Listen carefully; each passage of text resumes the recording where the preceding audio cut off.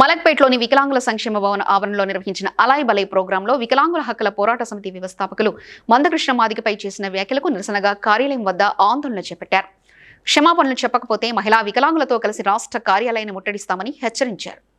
వికలాంగుల హక్కుల సాధన కోసం మందకృష్ణ చేసిన పోరాటం మరవలేందని అన్నారు. రాజకీయ లబ్ధి కోసం చైర్మన్ వీరయ్య విమర్శలు చేయడం దారుణమని అన్నారు. నిరసిస్తూ ఈ రోజు వికలాంగుల హక్కుల పోరాట సమితి రాష్ట్ర కమిటీ జాతీయ కమిటీ ఆధ్వర్యంలో వికలాంగుల భవనంలో విలేకరుల సమావేశం జరిగింది. 24 గంటల్లో వికలాంగుల సహకార సంస్థ చైర్మన్ మందకృష్ణ మాదిగ గారికి క్షమాపణ చెప్పకపోతే మరో 24 గంటల్లో ఈ కేంద్ర కార్యాలయాన్ని ఓన్లీ మహిళా వికలాంగులతోటే ముట్టడిస్తామని మేము హెచ్చరిస్తా ఉన్నాం.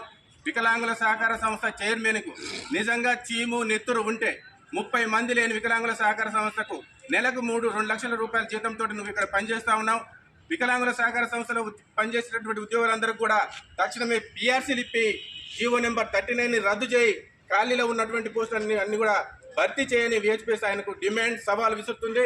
24 గంటల్లో కృష్ణమాదిగ గారికి క్షమాపణ చెప్పాలి. మందకృష్ణ మాదిగ గారికి వికలాంగుల సహకార సంస్థ చైర్మన్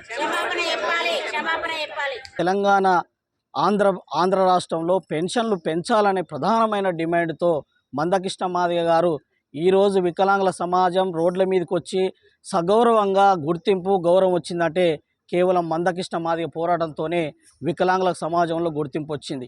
ఎక్కడో ఉన్న వికలాంగులు కాళ్ళు లేనోళ్ళు కళ్ళు లేని బుద్ధి లేదా? నువ్వు ఒక వికలాంగుడి కదా, నువ్వు ఒక వికలాంగుడి ఉండి మా పెన్షన్ పెంచాలి నువ్వు ఈరోజు మాట్లాడుతున్నావు, ఇంద్రమ్మ ఇండ్లు ఇస్తాని అని మాటలు ఇచ్చావు.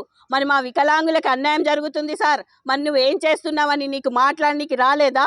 నీ నాలుకే కోసి పడేస్తాం నేను అనుకుంటున్నావేమో. వికలాంగుల హక్కుల పోరాట సమితితో పెట్టుకుంటే ఖచ్చితంగా నీ నాలుకే కోసేస్తాం. 24 గంటలలో నువ్వు క్షమాపణ చెప్పాలి, లేకపోతే నీ ఆఫీస్కి ముట్టడించబోతున్నాము త్వరలోనే. Please like and share, subscribe to BCN Telugu News. Please like, share and subscribe to BCN Telugu News.